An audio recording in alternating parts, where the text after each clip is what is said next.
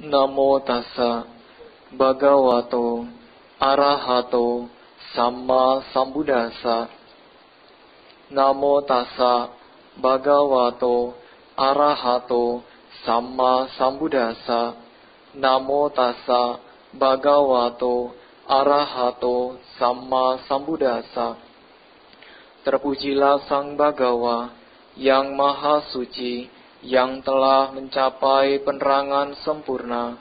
Terpujilah Sang Bhagawa yang Maha Suci, yang telah mencapai penerangan sempurna. Terpujilah Sang Bhagawa yang Maha Suci, yang telah mencapai penerangan sempurna. Ya disang wapate bijang, tadisang harate palang, kalyana kari kalyanang, papa kari capapang, pawutang tata te bijang, palang paca nubo sasti. Apapun benih yang ditanam, itulah buah yang akan dipetik. Perilaku kebaikan akan memetik kebaikan, perilaku kejahatan akan memetik kejahatan. Olehmu teman, benih telah ditanam, dengan demikian engkau akan mengalami buahnya.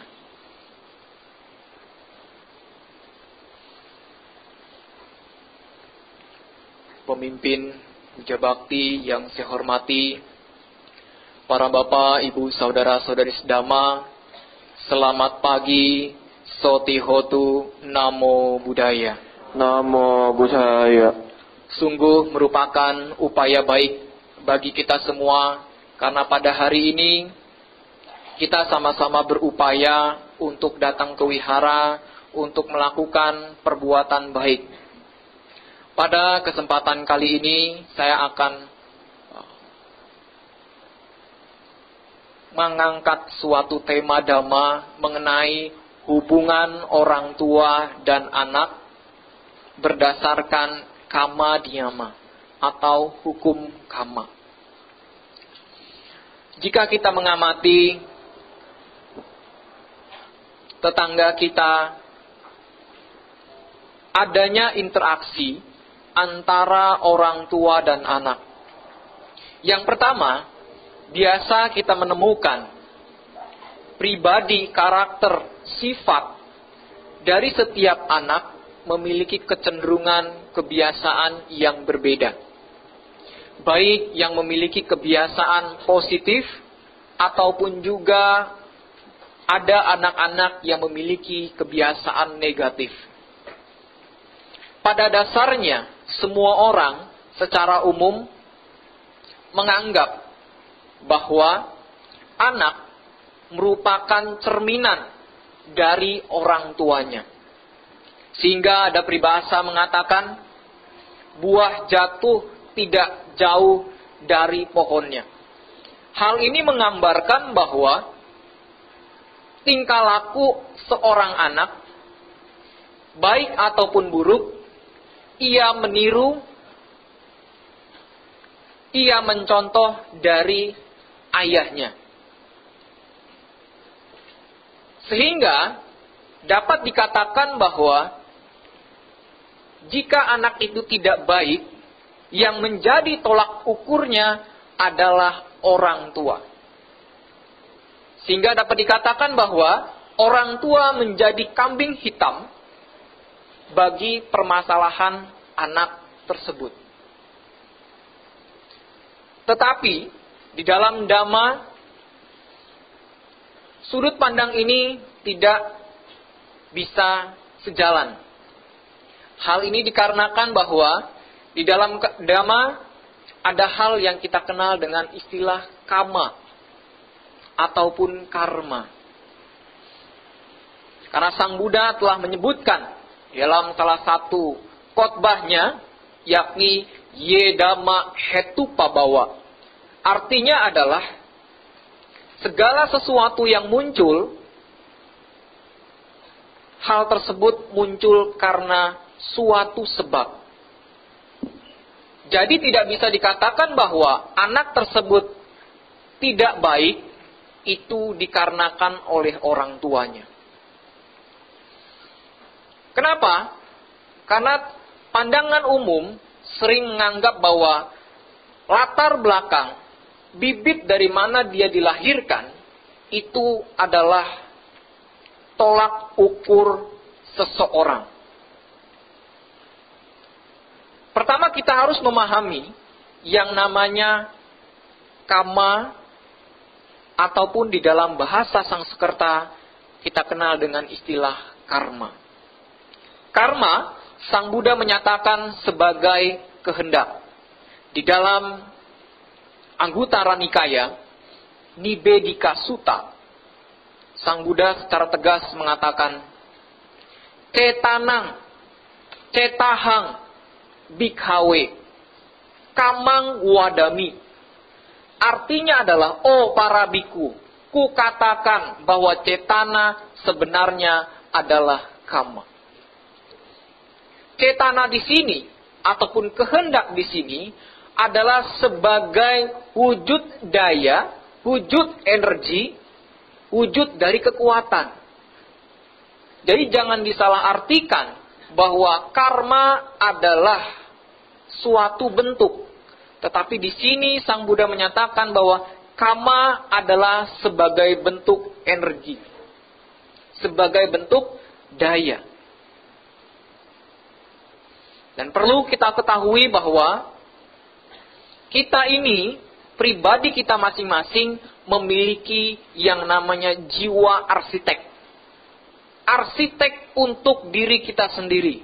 Karena baik dan buruknya kita nanti, semua itu adalah akumulasi dari pikiran kita, ucapan kita, dan perbuatan kita yang bersinergi dengan kondisi.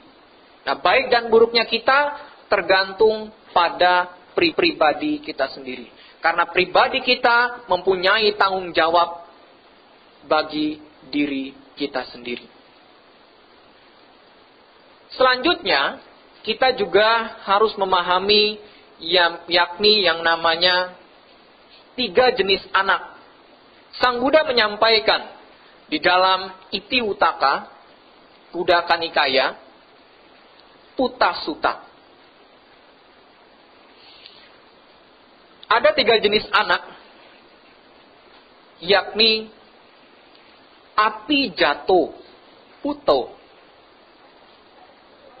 anu jatuh, puto, awa jatuh, puto, udanang, udanesi. Artinya adalah, demikian yang telah ku dengar. 3 jenis anak. Anak yang pertama adalah anak yang kelahirannya lebih tinggi daripada orang tuanya. Banyak di masyarakat kita melihat anaknya lebih unggul daripada orang tuanya. Contohnya adalah anak yang mempunyai jiwa spiritual yang tinggi dibanding orang tuanya. Secara intelektual melebihi orang tuanya. Secara moralitas melebihi orang tuanya. Dan yang kedua adalah seorang anak yang memiliki kelahiran setara dengan orang tuanya. Yakni kalau orang tuanya baik, anaknya baik. Kalau orang tuanya jahat, anaknya juga jahat. Dan yang ketiga adalah kelahiran seorang anak yang lebih rendah dibanding orang tuanya. Bapak, Ibu, Saudara-saudara sekalian, di dalam kisah-kisah Buddha, banyak sekali hubungan interaksi antara orang tua dan anak yang mempunyai kapasitas dan kisah-kisah yang berbeda.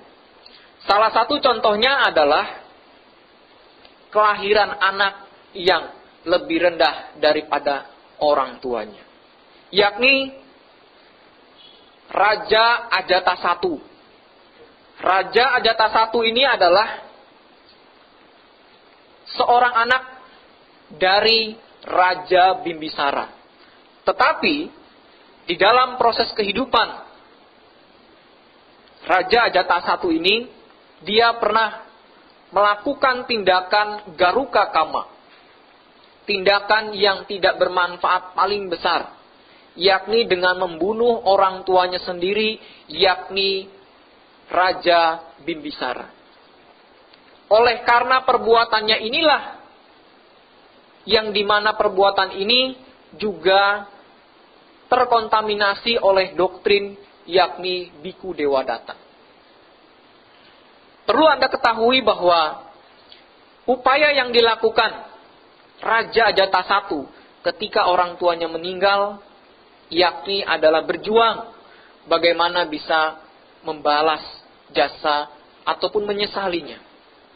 Sehingga pada proses kehidupan Raja Ajatasattu, dia berupaya menyokong dari kelangsungan Buddha Sasana. Akan tetapi, karena perbuatan masa lampau, masa sebelum dia berbuat baik begitu besar, sehingga pada proses ketika jasmaninya hancur, ia akan terlahir di alam neraka. Sehingga pada saat kehidupan tersebut, dia tidak bisa mencapai yang namanya tingkat kesucian. Dari kisah ini kita dapat menarik suatu kesimpulan bahwa ketika seorang anak yang memiliki karakter yang tidak baik, ataupun sebaliknya, seseorang orang tua yang tidak memiliki karakter yang tidak baik, ataupun tidak bermoral, selayaknya kita sebagai seorang anak maupun sebagai orang ayah harus bisa seyogyanya menghargai, menghormati anak ataupun orang tua tersebut. Selanjutnya, kita harus pentingnya memahami hukum karma. Karena pada prinsipnya, hukum karma itu adalah saling terikat dengan yang namanya pribadi Anda. Karena Sang Buddha menyampaikan di dalam Majjhima Nikaya secara jelas bahwa sabe sata, kama saka, kama dayada, kama yoni, kama bandu, kama pati sarano, yang kamang karisanti, kalyanang wa papakang wa. Artinya adalah setiap makhluk memiliki karmanya sendiri. Setiap makhluk adalah pewaris karmanya sendiri. Setiap makhluk adalah terlahir dari karmanya sendiri. Setiap makhluk tergantung dari karmanya sendiri. Setiap makhluk berkerabat dengan karmanya sendiri. Perbuatan baik ataupun buruk yang dilakukan, itulah yang akan ia dapatkan. Jadi pada dasarnya, perbuatan baik ataupun buruk yang kita upayakan akan kembali kepada pribadi kita. Karena hidup kita diumpamakan seperti sebuah cermin. Ketika kita melakukan sifatnya adalah positif, ia akan berdampak positif. Tetapi ketika kita melakukan hal yang berupaya negatif, tentu kita juga akan merasakan dampak yang negatif. Banyak sekali kita beranggapan, atau secara umum, banyak orang beranggapan bahwa seorang anak memiliki yang namanya karma warisan. Setelah kita memahami bahwa hukum karma sifatnya adalah tergantung pada dirinya sendiri, bukan orang lain, hal ini akan menyebabkan kita paham bahwa kalau kita dalam hal mendidik seorang anak, ada yang anaknya sekali didik jalan, ada yang perlu dididik berkali-kali juga tetap nggak jalan, kita harus berupaya. Sama halnya seorang anak yang kelahirannya tinggi, kelahirannya rendah, ataupun setara, semua terkondisi dari pihak orang tua dan anaknya. Karena sifat hubungan orang tua dan anak, saya katakan sebagai simbiosis mutualisme, saling menguntungkan.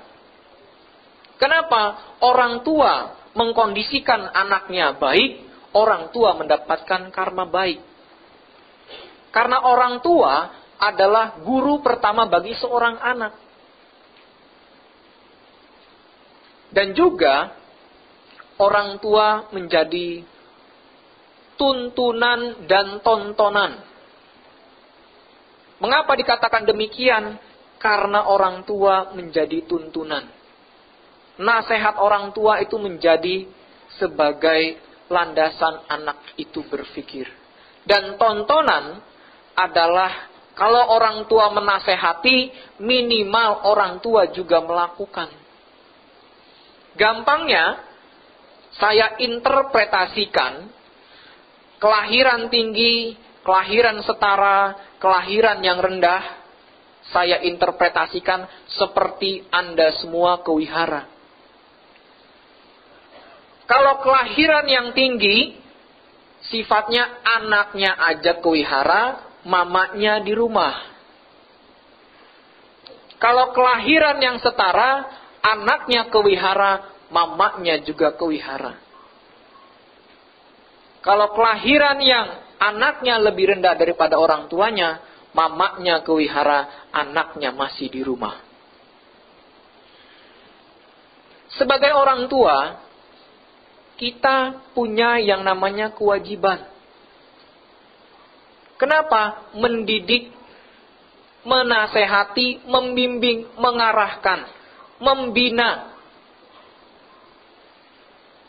Walaupun terkadang anak itu susah dibina. Makanya ada orang mengatakan, Bante, kalau anaknya susah dibina, diapakan? Dibinasakan. Kenapa? Biasa orang tua, kalau sudah bohwat, ngajarin anaknya, biasanya menyerah. Sehingga apa? Anaknya belum berkembang, mamanya sudah menyerah. Padahal, ketika orang tuanya menyadari bahwa anak ini harus lebih baik daripada saya, Anda harus berjuang terus-menerus. Karena hubungan orang tua dan anak adalah adanya upaya merubah diri. Sama halnya contoh, kalau ada acara patidana, acara meditasi, acara dhamma desana, jangan Anda saja yang datang, ajak anaknya. Kita ambil contoh satu peristiwa yang sangat penting yang perlu Anda pahami. Apa itu acara patidana? Kemarin saya melihat acara patidana yang datang itu umurnya sudah gocap ke atas. Lakcap ke atas. Patidananya leluhurnya. Tapi Anda lupa bahwa Anda itu sudah mendekati. Dipatidanakan. Dengan mengajak anak Anda ke wihara, mengenali patidana, minimal Anda sudah investasi jangka panjang. Kenapa? Siap-siap kalau dipatidanakan anaknya sudah paham. Jangan investasinya uang aja. Uangnya nggak bisa patidana Anda. Anak Anda yang bisa patidana. Inilah yang harus dipahami. Bahwa ketika Anda berbuat baik, ajak anaknya. Untuk apa? Untuk anaknya juga bisa melakukan perbuatan baik. Ada orang tua yang mendidik anaknya dari kecil. Makanya kalau kita lihat ada yang dana, anaknya masih kecil, wah, ayo ada Bante namaskara, namaskara. Padahal anaknya juga nggak bisa namaskara. Sebulan lagi baru bisa namaskara. Pertama datang, pai dah, cincai dah. Lama-lama bisa namaskara. Artinya apa? Seorang anak itu butuh waktu penyesuaian ke arah yang baik. Tapi seorang anak tidak membutuhkan waktu untuk perihal yang tidak baik. Contohnya, Anda mengajarkan kalimat positif. Contohnya, coba kalau ketemu orang, salam namo buddhaya. terima kasih, susahnya minta ampun itu anak. Tapi kalau kita tidak mengajarkan hal tersebut, dan anak itu mendengar dari orang lain kalimat yang tidak wajar, kalimat yang tidak baik, mudah sekali dicerna, mudah sekali dihafalkan. Oleh karenanya, di dalam proses perubahan anak, orang tua harus mempunyai kapasitas. Apa? Bukan mengontrol, tapi mengawasi dan juga melakukan hubungan yang intens. Dalam hal ini adalah interaksi saling berkomunikasi. Biasanya orang tua ini kebablasan. Kenapa? Bukannya mengawasi, tapi mengontrol dan juga meninterpretasi. Jadinya adalah terlalu berlebihan.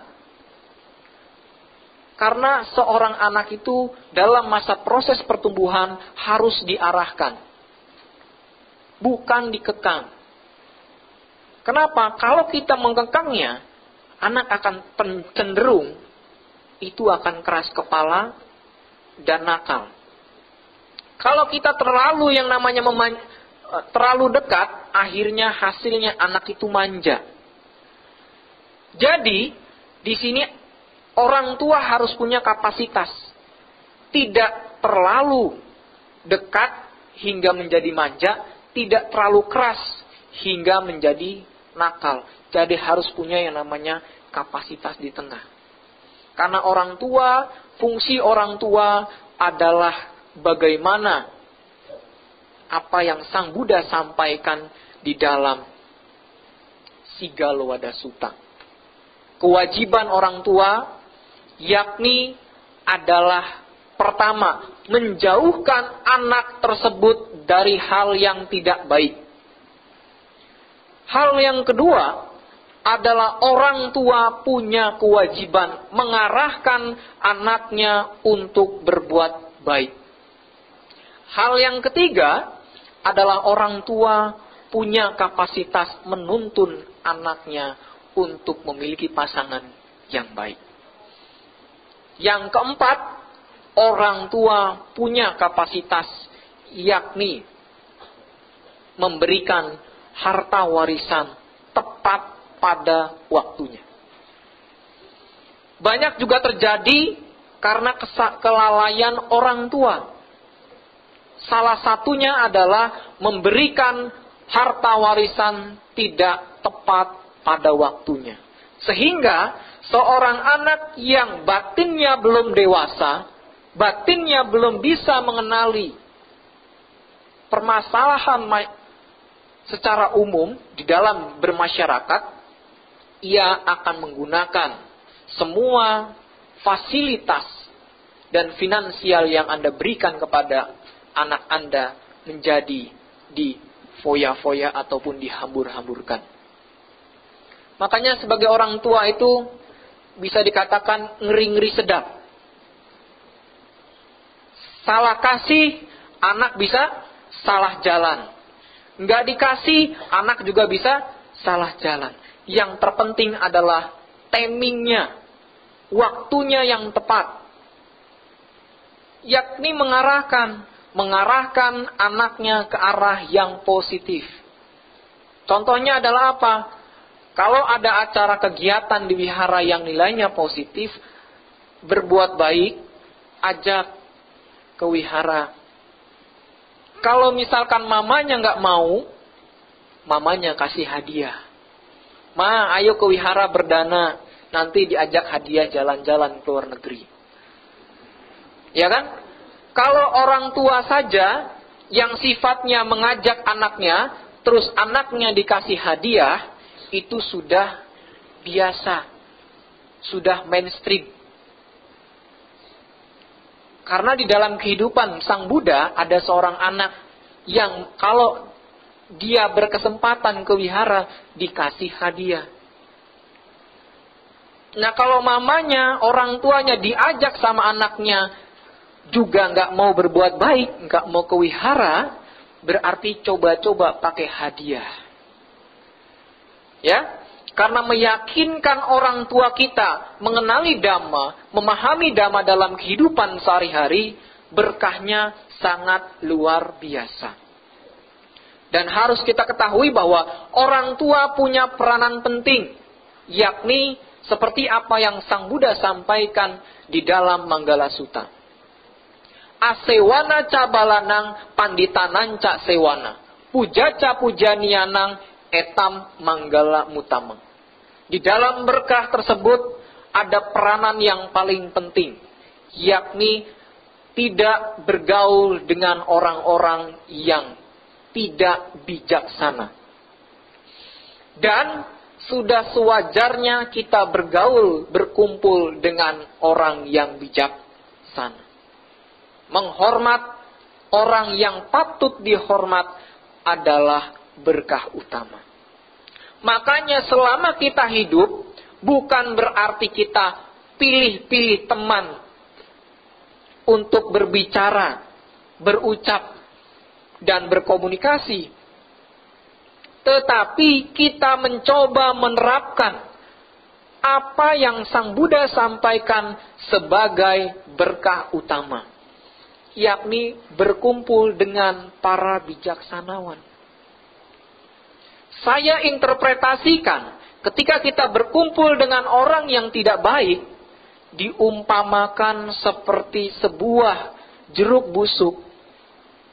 Sekumpulan jeruk busuk, ada jeruk yang masih bagus. Dan ketika itu bercampur, apakah jeruk yang bagus ini akan tetap bagus? Tidak. Kenapa? Sebagus-bagusnya kita berkumpul dengan komunitas yang tidak baik, ujung-ujungnya kita terkontaminasi. Dari segi apa?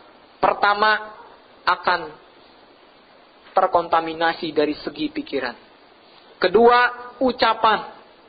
Ketiga adalah perbuatannya. Dalam hal ini, kita harus kenali juga sebagai seorang anak punya kewajiban sebagai arah timur terhadap orang tuanya. Hal ini juga Sang Buddha sampaikan di dalam Sigallawada Sutta. Apa itu? Yang pertama adalah menyokong orang tua. Dengan berpikiran bahwa selama saya hidup, selama ini, dan saya sudah sukses, saya harus membalas jasa kebajikan orang tua.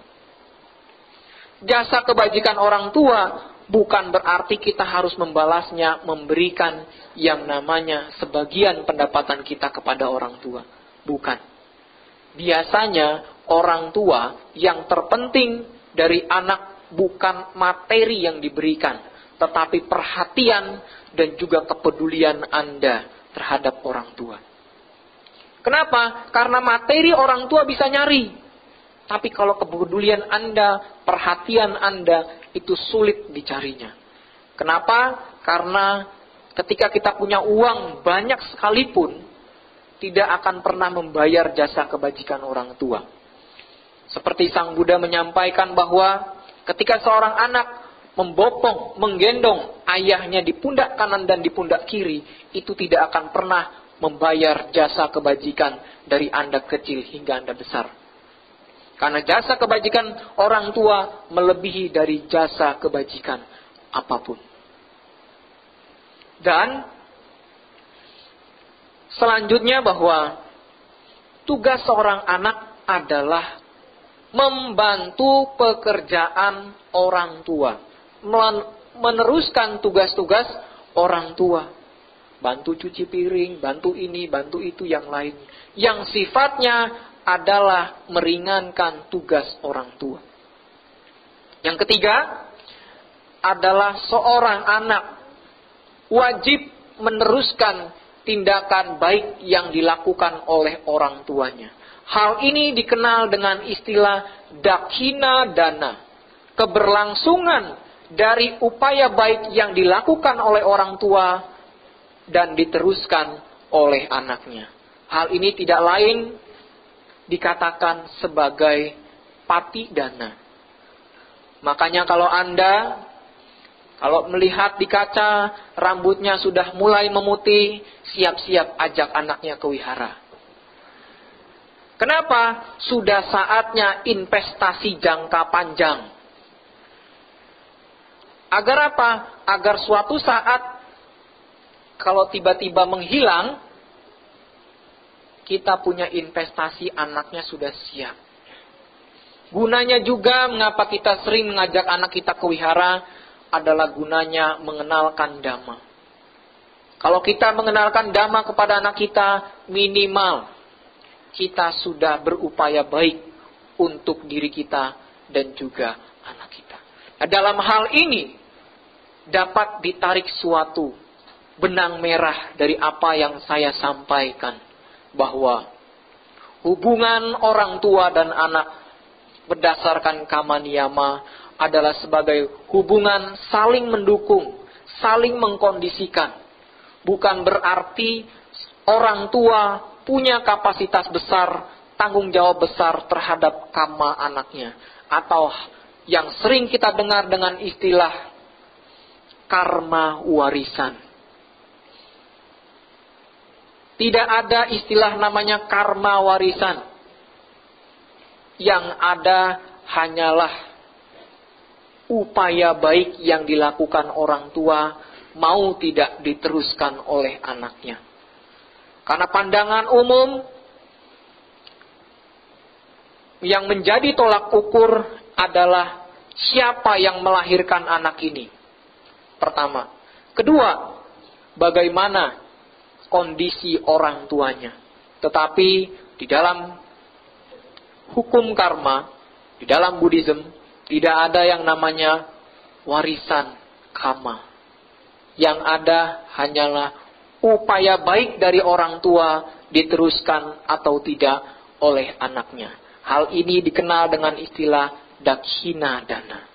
Nah, Bapak Ibu saudara sekalian, apa yang saya sampaikan pada kesempatan kali ini dapat dipahami dan juga semoga dapat memperoleh kemajuan bagi batin Anda, dan semoga upaya baik yang kita kondisikan pada siang hari ini dapat mengkondisikan kita semua dapat segera merealisasi nibbana.